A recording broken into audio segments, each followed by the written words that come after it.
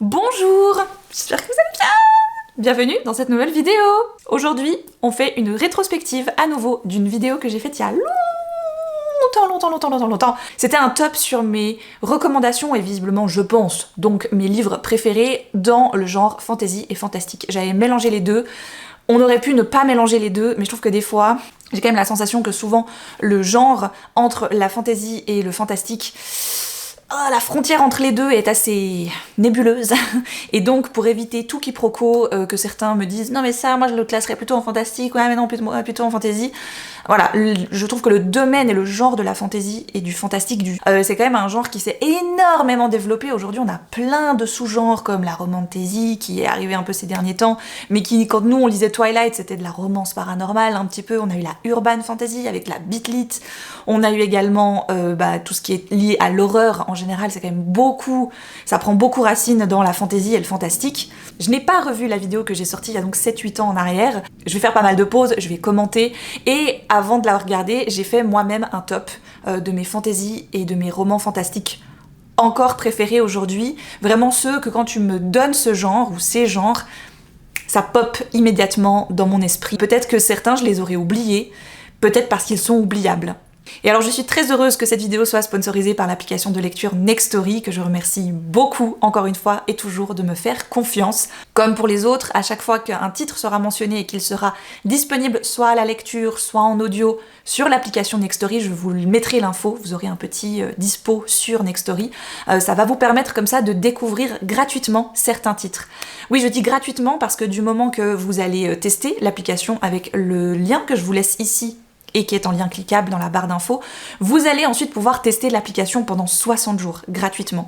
Vous aurez l'occasion de tester la lecture numérique directement via l'application pendant 60 jours gratuitement et en illimité.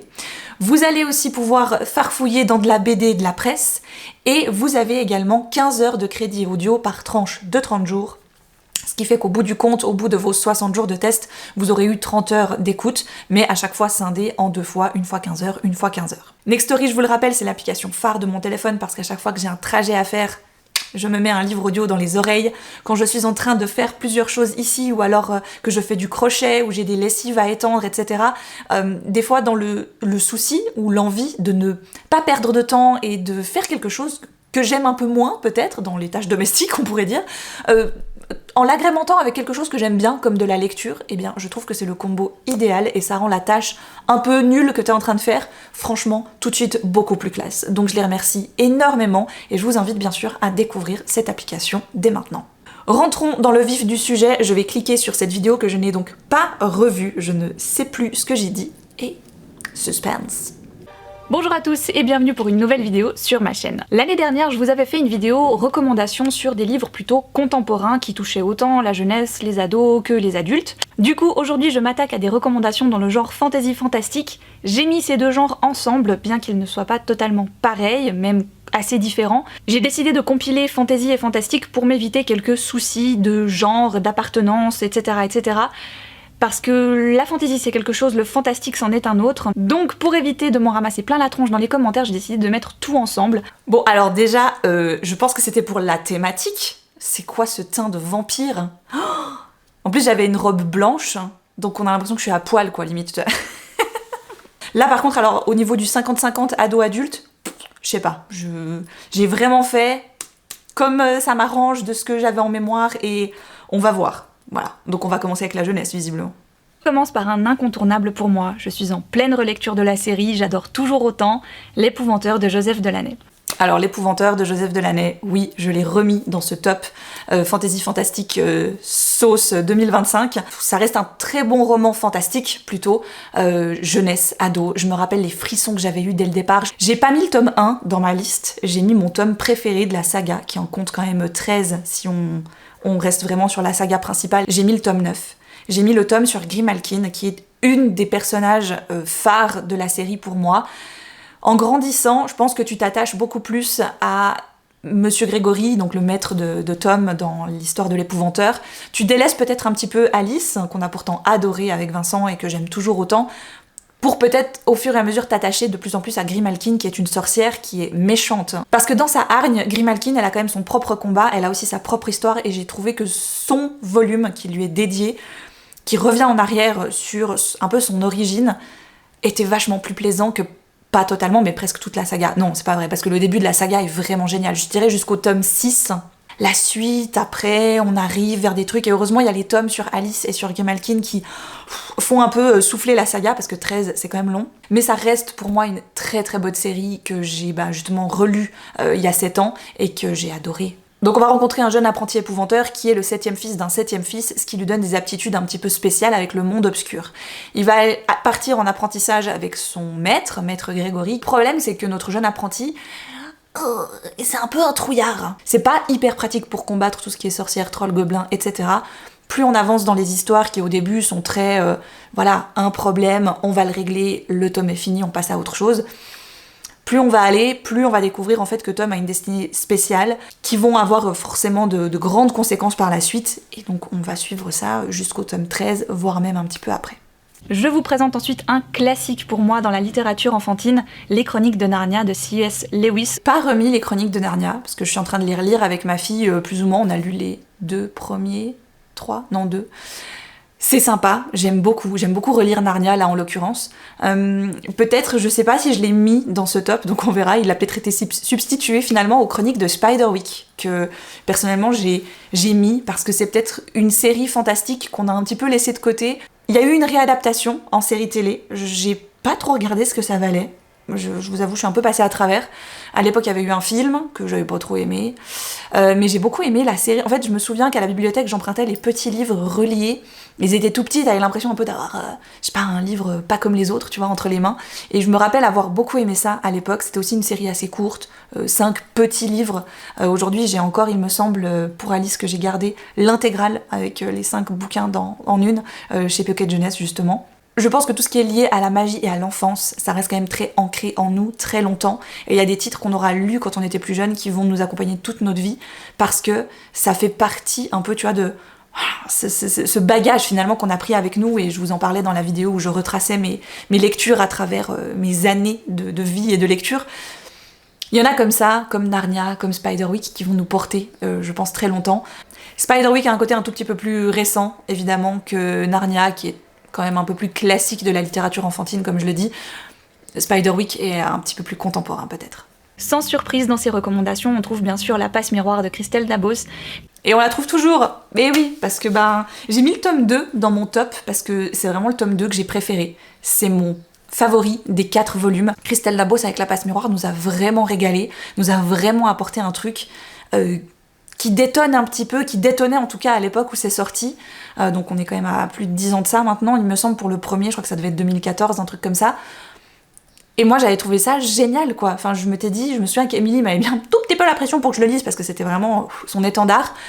Et quand je l'ai lu, j'ai fait waouh, ouais, merci de m'avoir vraiment motivée à le lire, parce que purée, ça va puiser loin la terre qui a éclaté, et finalement on est tous perchés sur des arches de restes de monceaux de terre, quoi, si on veut bien. Et chaque arche possède une histoire, une famille un petit peu légendaire, presque, j'ai envie de dire. Et il y a des mariages, évidemment, qui se sont formés entre ces différentes arches et ces différentes familles. Et Ophélie va donc devoir partir et aller sur une arche qui n'est pas la sienne, dans une famille qu'elle va découvrir et qui semble être un petit peu spéciale quand même. C'est qu'à travers Ophélie, on va découvrir tout ce nouveau monde. Et elle-même a une part tellement importante là-dedans que ça devient, tu sais, plus t'avances dans les volumes, plus c'est énorme, et ça prend des proportions gigantesques et ça va très très loin. Mais j'aime beaucoup La Passe Miroir parce qu'au moment où je l'ai lu, j'avais l'impression en tout cas, et je pense que c'est un peu toujours le cas, que ça ne ressemblait pas vraiment à autre chose. Que c'était pas la nouvelle mode donc tout le monde va pomper là-dessus et on va en faire un nouveau truc qui va buzzer, tu vois. Christelle Dabos a vraiment été chercher quelque chose d'original, et c'est ça que j'ai adoré dans La Passe Miroir. Cette série-là fait partie de mes coups de cœur intersidéral dans le genre Les Outrepasseurs de Cindy Van Wilder. J'ai toujours pas lu le 4e tome alors qu'il est sorti il y a déjà quelques semaines, mois, et je suis toujours là à me demander pourquoi je ne l'ai pas acheté, enfin bref. Alors je peux te dire, je sais pourquoi tu l'avais pas acheté, pourquoi tu l'avais pas lu, parce que le tome 4 des Outrepasseurs, il est pas terrible. Les Outrepasseurs, je l'ai pas remis là dans ce top, j'y ai pensé, et je l'ai pas remis parce que, à part le premier tome, que j'ai vraiment trouvé incroyable, j'ai trouvé que la suite, Voilà, et c'est vrai que le tome 4 m'a laissé, malheureusement d'ailleurs je l'ai plus, hein, je l'ai enlevé de ma bibliothèque, le 4e, m'a laissé un goût super amer. La trilogie se suffit amplement à elle-même, et surtout, si vous ne deviez en lire qu'un, ce serait vraiment que le premier volume qui, ok, t'ouvre vers autre chose par après, donc t'as envie de continuer, mais moi j'aime l'appeler le tome 0, parce que il est pas construit comme un tome 1 classique. On va rencontrer, je crois, plusieurs personnages qui vont découvrir qu'ils appartiennent à de très très très anciennes familles qui sont maudites. Notre personnage, je crois qu'il s'appelle Peter, va donc partir à la découverte de ses ancêtres, et tout le premier volume, on va suivre ses ancêtres, et ce qu'ils ont vécu, et pourquoi ils ont été maudits, qu'est-ce qu'ils ont fait pour s'attirer les foudres finalement d'un monde féerique qui les ont complètement dépassés à un moment donné. Donc t'es très peu avec Peter, le personnage principal, et moi j'ai adoré ça, j'ai trouvé ça génial de prendre le parti pris, de ne pas du tout raconter l'histoire de ton personnage, mais de faire carrément toute l'origine de ce qui va lui arriver par après.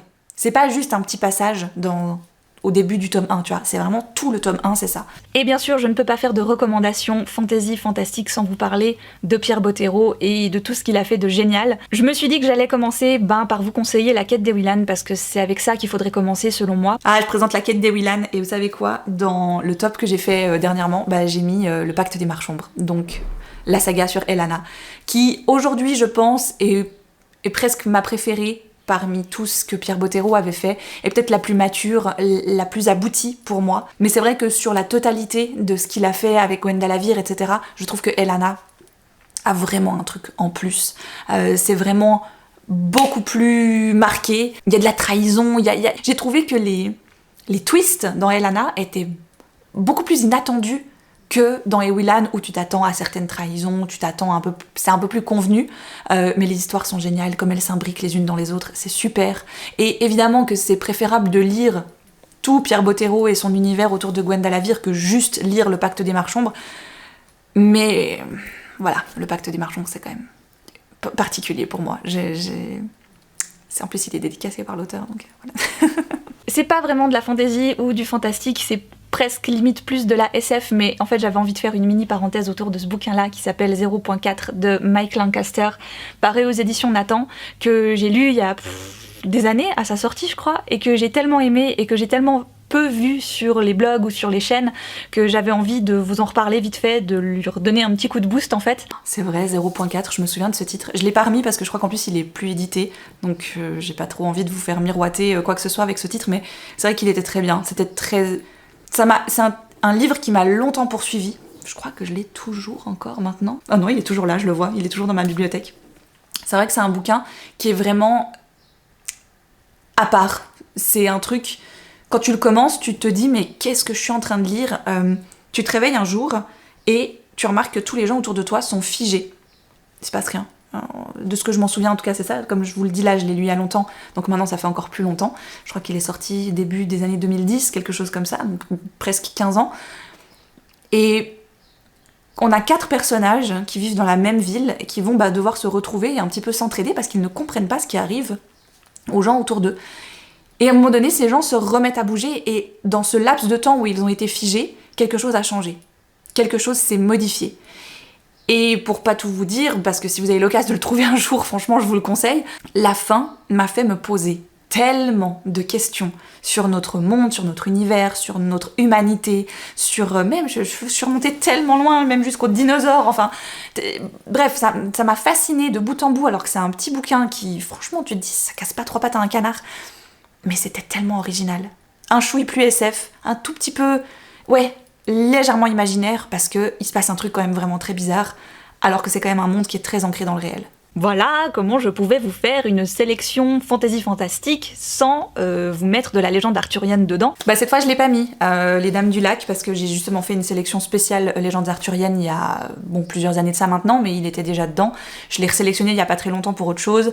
Marianne Zimmer Bradley, on en a reparlé encore et encore, donc j'ai pas forcément envie d'en reparler ici et de le remettre ici. Fantasy pure et dure cette fois, avec Les Artefacts du pouvoir de Maggie Furet aux éditions J'ai lu. Ça aussi c'est un bouquin que j'ai adoré, c'est 4 gros volumes mais ils sont trop bien. Je vous en ai parlé il y a pas très longtemps des Artefacts du pouvoir, donc je m'étale pas, je les ai remis dans cette sélection parce que ça reste encore aujourd'hui Une fantasy qui m'a marquée, que j'ai toujours dans ma bibliothèque, qui me restera, je pense, à jamais, parce que c'est une des premières que j'ai sélectionnées par moi-même, comme ça, au bol, sans vraiment savoir quoi que ce soit de ce titre de cette série. J'y suis juste allée, à l'aveugle. Je n'étais pas encore, je crois, sur Booktube ou très peu. Donc j'avais pas encore, des fois, un peu ces influences du dehors qui peuvent te donner envie ou pas de lire certains titres. Là, j'y suis allée vraiment de moi-même et j'ai beaucoup aimé cet univers de magie et de... Bref, ça a vraiment eu un goût particulier, une saveur particulière pour moi, les artefacts du pouvoir, donc il est de nouveau dans la liste. Certes, si vous voulez un petit peu plus original dans le genre fantasy, vous prenez Aeternia de Gabriel Cat, parce que là, ça déboîte quoi. Et bah oui, on prend Aeternia. Et est-ce que j'ai remis Aeternia dans celui-ci? Bien évidemment que j'ai remis Aeternia dans ce top, parce que ça restera de toujours. C'est inattendu, c'est drôle, il y a de l'humour, il y a du drame, il y a beaucoup de sang. Alors par contre c'est très violent, ne t'attache à personne parce que tout le monde y passe. On a un gladiateur à la retraite qui s'en va, qui change de village, et pendant son trajet, toute sa famille et toute sa cargaison va se faire assassiner. À ce moment-là, il n'a plus rien à perdre, il s'est battu comme jamais et il va être repéré par justement une secte religieuse qui se dit qu'il pourrait l'engager pour l'aider, pour les protéger, parce qu'ils sont un petit peu faibles, c'est pas des gens qui savent vraiment se battre, etc. Donc lui, il va entrer à leur service. Gardez en tête que si vous n'avez que le premier tome en votre possession, s'il vous plaît, procurez-vous le tome 2 directement, parce que vous allez vous en vouloir de ne pas avoir le tome 2 sinon. La fin du tome 1 est insoutenable. Ça serait pas vraiment une recommandation fantasy fantastique si je parlais pas de sorcières, il me semble que j'en ai pas tant parlé que ça jusqu'à présent. Wicked de Gregory Maguire, qui est juste tellement beau, j'aimerais tellement que Brajlon le réédite. Wicked. Bon, je l'ai mis dans ma sélection des sorcières, donc évidemment je l'ai pas remis ici, mais il aurait totalement sa place. Bien sûr, j'ai pas mis beaucoup de sorcières. Je trouve que le thème de la sorcière en tant que tel, je l'ai déjà abordé très souvent et très bien dans d'autres sélections qui sont toujours disponibles. Ça, je vous les laisse bien sûr en barre d'infos si vous voulez aller les voir. Classique, avec Dracula de Bram Stoker. J'ai lu Dracula un peu sur le tard parce que j'avais lu Twilight comme beaucoup de gens. Alors Dracula, je l'ai pas mis. Oh là là, mon dieu, t'as pas mis Dracula.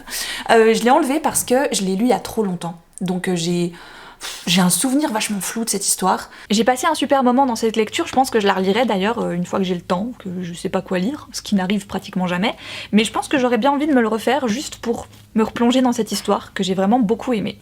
C'était tout pour cette sélection fantasy, fantastique. Ok, bon c'était pas mal. Je vais pas recommander beaucoup de trucs, j'ai recommandé quoi, 10 bouquins je crois. Alors, qu'est-ce que j'ai rajouté d'autre? Dans le désordre, hein, j'ai fait cette sélection complètement puis paf pouf, je prends des trucs dans un panier et je les mets dedans, donc il y a aucun ordre, contrairement à la vidéo que j'ai fait il y a 8 ans. Vous remarquerez que j'étais un tout petit peu plus assidue, que là j'en ai plus rien à péter. J'ai ajouté Six of Crows de Leigh Bardugo, j'ai ajouté également de la même autrice, La 9e Maison, qui vraiment, voilà, dans un genre très fantastique actuel contemporain, La 9e Maison, avec un système magique qui est très discret, qu'on entreaperçoit entre certaines fraternités et sororités universitaires, et Alex Stern, qui est notre héroïne, qui elle a un don particulier, c'est-à-dire de voir les fantômes.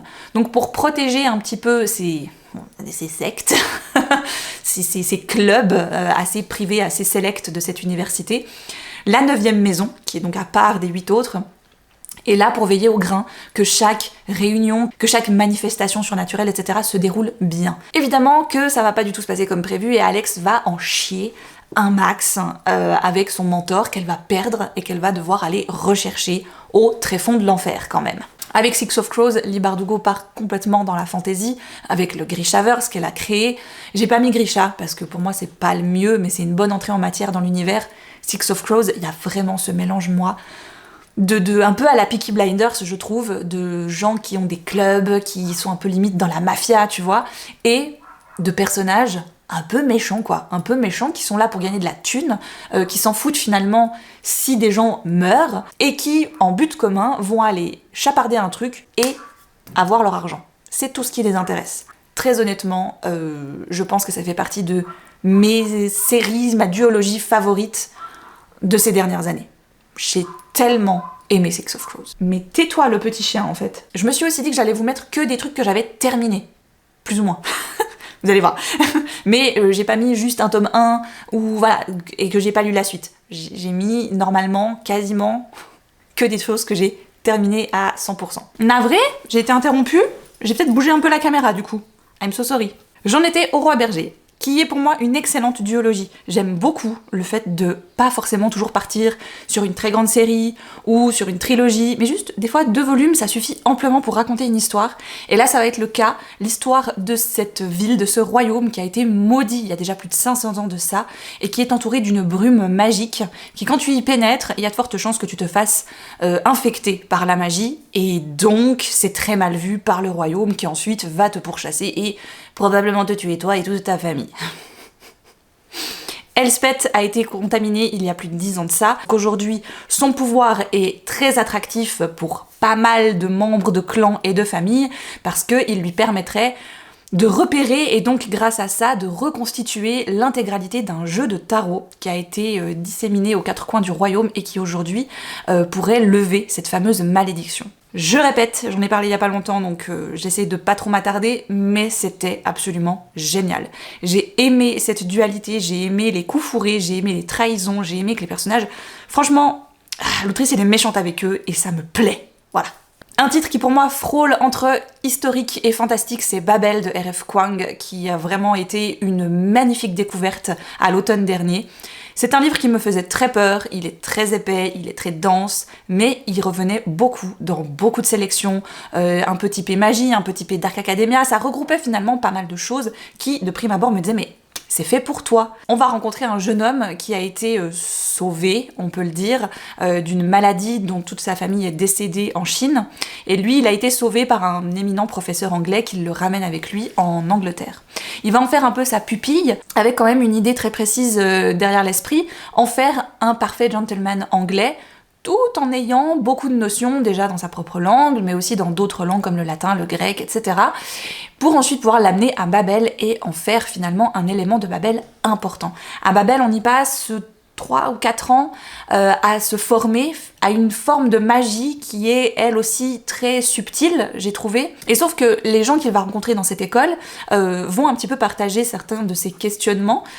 C'est-à-dire pourquoi ce ne sont que les Anglais qui bénéficient de cette magie, pourquoi est-ce que nous on vient du 4 coins du monde et finalement nos propres pays d'origine ne sont absolument pas considérés, sauvés, au contraire on essaie de les enfoncer encore plus, de les rendre dépendants finalement des colonies anglaises. Donc avec une immense part de colonialisme, l'autrice arrive vraiment à te suggérer beaucoup de choses et à te fasciner de par cette construction qu'est Babel dans son histoire qui se trouve au milieu d'Oxford et qui va petit à petit se transformer en un immense panier de crabes. J'ai quand même décidé de vous mettre l'Assassin Royal qui fait partie pour moi de ces séries fantasy incontournables sur lesquelles je ne vais pas beaucoup revenir.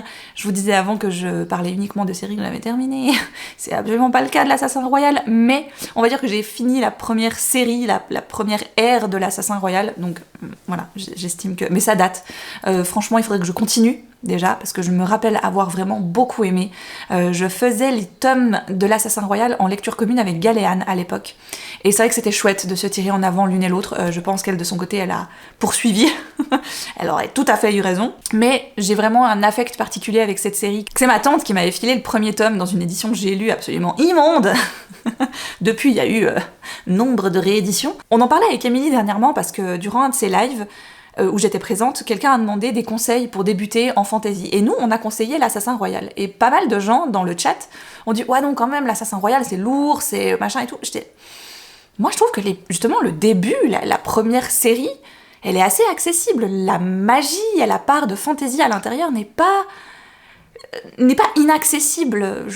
Je trouve que c'est assez facile d'entrer dans la fantasy par la porte de l'Assassin Royal, avec justement tout ce que ça implique de problèmes de royaume, de roi, de trahison. Fitz, finalement, c'est quand même un gamin qui va être élevé comme bâtard, et à qui on va dire, bah, en fait, tu vas bosser dans l'ombre pour buter des gens, quoi. Ça n'a pas vraiment grand-chose de fantastique jusqu'à présent, à part le monde dans lequel ils vivent et le fait qu'on a l'ombre de dragon qui plane à droite à gauche et qu'il y a quand même certains personnages qui ont quelques particularités.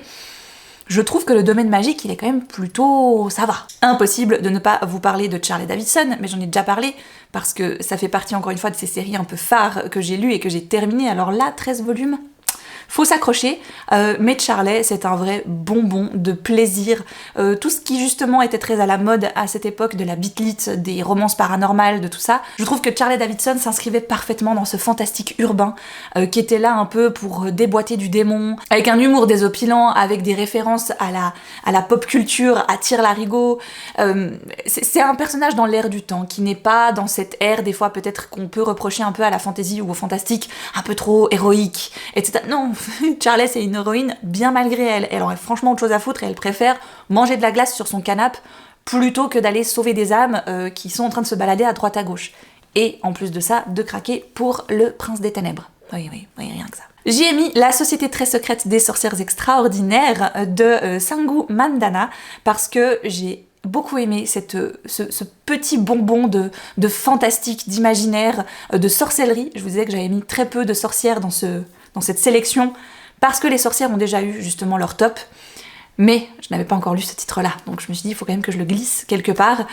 Pour moi, ça a été très doux, voilà. Alors, certains diront que ce n'en est pas. Je trouve qu'on est complètement dans le cocooning, dans le cosy. Il ne se passe rien de... Mais j'ai adoré le côté très Grumpy Sunshine d'un duo de personnages. Il y a aussi ce côté famille qu'on va composer nous-mêmes et qui finalement nous ressemblera beaucoup plus que la famille qu'on a de base. Notre héroïne est une sorcière, parle de magie sur internet, mais tout en se cachant derrière qu'aujourd'hui tout le monde parle de magie sur internet. Elle va répondre à une annonce qui demande à ce qu'une sorcière devienne la tutrice de 3 personnes dans une maison totalement retirée du monde. Donc d'ailleurs elle a un peu de la peine à trouver la maison, qui est totalement biscornue. J'imaginais là un truc à la Practical Magic, tu sais, avec des tourelles absolument partout. Elle va donc découvrir en effet qu'elle doit apprendre la magie à 3 jeunes filles, 3 jeunes enfants. Puis petit à petit elle comprend qu'elle a été appelée pour une bonne raison. Et franchement c'était super chou. Voilà, il y a un petit côté un peu compte à rebours à un moment donné, parce qu'en gros quelqu'un doit venir et les gamines doivent être prêtes pour le jour de la venue de cette personne. Sinon, c'est la mouise, voilà. Et ça va se dérouler comme ça. En plus d'Aeternia, dans ce top, j'ai mis Le Puits des Mémoires, parce que c'est une trilogie terminée, que j'ai beaucoup aimée aussi, de Gabriel Katz, qui pour moi ressemble un petit peu à ce que Aeternia pouvait nous proposer, avec des personnages qui là par contre ne se souviennent de rien. On va les découvrir, ils sortent vivants d'un accident dans lequel ils auraient dû mourir, et sauf que c'est le noir total. Ils savent pas leur nom, ils savent pas d'où ils viennent, ils savent pas ce qu'ils font, ils savent pas leur classe de personnage. Enfin, tu sais, imagine une partie de jeu de rôle, tu commences et tu sais rien de ton perso en fait. Et petit à petit, tu vas devoir mener l'enquête sur qui tu étais. Vraiment, j'ai trouvé ça hyper cool. Je sais que certaines personnes le découvrent aujourd'hui avec ces séries-là, Aeternia, Le Puits des Mémoires, et quelques personnes sont venues me redire, bah écoute, franchement, c'est pas si foufou que ça, hein. Puis moi à l'époque, je trouvais ça génial quoi, je trouvais ça dingue, je trouvais ça drôle, et je le prends pas mal parce que je peux comprendre aujourd'hui, il y a tellement de nouvelles choses qui sont parues, il y a tellement de nouvelles fantaisies, enfin la littérature de l'imaginaire s'est quand même énormément étoffée ces dernières années, je peux comprendre qu'un Gabriel Katz ne soit peut-être plus la hype, comme on dit, n'est-ce pas, mais moi ça restera pour toujours, je pense, de très très bonnes lectures. J'y ai mis aussi une réécriture de La Belle et la Bête, Belle, de Robin McKinley, que j'ai toujours et dont je garde un assez bon souvenir dans ma mémoire des réécritures de La Belle et la Bête. Il y en a eu une pétée, et pas beaucoup ont réussi à me convaincre.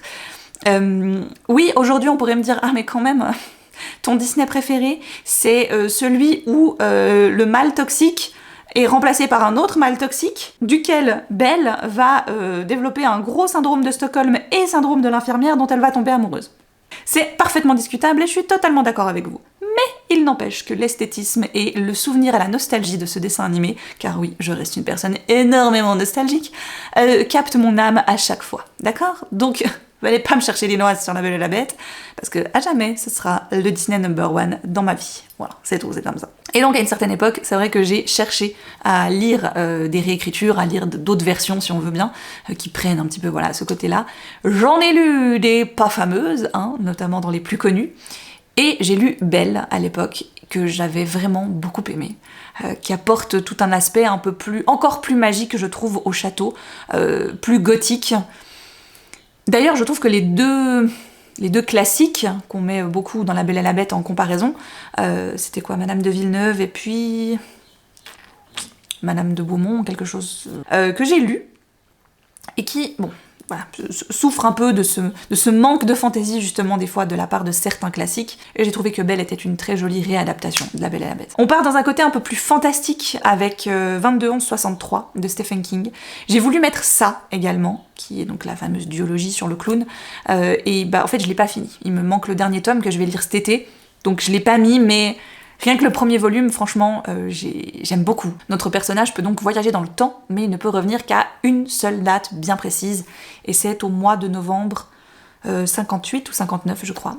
Et il a une mission que quelqu'un lui a donnée, c'est d'empêcher l'assassinat de Kennedy. Donc il doit rester dans le passé pendant 5 ans environ, jusqu'à ce que cette fameuse date arrive. C'est un bouquin qui fait pas loin au passé les 1000 pages, et je les ai pas vus passer. J'étais à fond de balle dedans, et t'as qu'une envie, c'est que ça continue, encore et encore et encore et encore, et que le truc fasse 2000 pages. C'était assez hallucinant comment je me suis vraiment complètement laissée embarquer par cette histoire, par cette réécriture, cette réinterprétation de l'histoire. J'ai beaucoup aimé les parallèles et les petits clins d'œil, évidemment, que Stephen King fait à d'autres de ses ouvrages. Là, notamment, notre personnage s'arrête à un moment donné à Derry, donc la petite ville de ça. Et il va rencontrer justement 2 gamins qui apprennent à danser, et ce sont 2 enfants qu'on retrouve dans ça, donc j'ai trouvé ça assez mignon. Je sais que ma mère m'a eu dit, c'est une particularité de l'auteur, il aime bien glisser des petits clins d'œil à droite à gauche. J'ai mis Blackwater, parce que c'est une série qui m'a bien embarquée. 6 petits volumes qui pour moi font bien le job, qui frôlent limite l'horrifique. Et le fantastique est vraiment sous-jacent. On est dans cette petite ville des États-Unis qui est bordée de fleuves, et notamment la Perdido, qui est un fleuve un petit peu capricieux, une rivière qui aime bien déborder, etc. Et le premier tome commence, la ville a été complètement inondée, et une femme est bloquée dans une chambre d'hôtel, elle n'a pas réussi à s'enfuir à temps, donc un personnage qui va devenir important par la suite va lui porter secours en barque, il va la ramener chez lui et il va en tomber éperdument amoureux. Donc ça va être leur histoire d'amour, leur histoire de famille également, mais tout sera toujours lié à cette rivière, à cette eau sale, légèrement rougeâtre, qu'est la Perdido, et dans laquelle visiblement des choses assez étranges se cachent. Et c'est également grâce à ces eaux que la famille peut faire soit fortune, soit faillite. La trilogie de l'hiver de Catherine Arden, bien sûr, bien que le premier tome ne soit toujours pas mon favori, je pense que vous le savez maintenant, mon préféré restera le tome 2, ce qui est rare pour une trilogie. Au contraire, je pense que Catherine Arden a vraiment bien su construire son univers et sa trilogie, même si le premier a failli ne pas me faire continuer l'histoire. Je m'étais fait avoir et j'avais acheté la trilogie d'un coup, donc je m'étais dit, tant qu'à l'avoir, autant la continuer, Mais je reste globalement une grande admiratrice de ce qu'elle a fait avec cette trilogie. Là, le côté fantastique va frôler avec l'historique, et il va mettre en scène une Russie qui est un peu partagée entre anciennes croyances, légendes, petits peuples, et le catholicisme qui arrive avec ses gros sabots là au milieu. Donc notre héroïne, Vassia, a elle, un peu cette particularité d'être encore très très rattachée aux anciennes croyances, de voir également le petit peuple, et petit à petit, elle voit qu'il se meurt. Donc elle part du principe qu'elle va les aider, sauf que sa nouvelle belle-mère et le prêtre qui arrive en ville ne voient pas ça d'un bon œil, bien sûr, et ils vont donc essayer de, coûte que coûte, de la mater, de la faire taire. Et ça va partir dans des proportions absolument gigantesques, tout est lié à l'hiver beaucoup, aux croyances de la Russie, et j'aime vraiment beaucoup ce qu'elle a réussi à faire. Et je vous ai sélectionné un petit dernier pour la route, bien sûr, c'est Du thé pour les fantômes de Chris Vuklisevich, je suis désolée, j'écorche à chaque fois ce nom. D'autres livres de l'autrice m'intéressent énormément. Je sais qu'elle a écrit sous plusieurs noms, elle a écrit plusieurs titres qui ont l'air d'être pas forcément toujours pareils, mais c'est vrai que Du thé pour les fantômes m'a fait une excellente impression. Je sais pas trop dans quoi je pensais m'embarquer, mais j'étais trop contente de m'embarquer là-dedans, finalement. Là, on rencontre 2 sœurs, l'une est sorcière, l'autre est passeuse de fantômes. Ça fait des années qu'elles ne se parlent plus, qu'elles sont parties vraiment dans des directions totalement différentes et opposées. Sauf qu'un jour, leur mère, elles l'apprennent, est mourante. Elles vont donc devoir reprendre contact à ce moment-là, et en fait, elles vont partir un peu à la recherche de leurs origines. J'ai trouvé que c'était tellement une plume particulière, poétique, pleine de métaphores absolument splendides. C'était vraiment particulier. Je l'ai fait en partie en audio aussi, et si vous avez l'occasion de l'écouter, ça vaut la peine.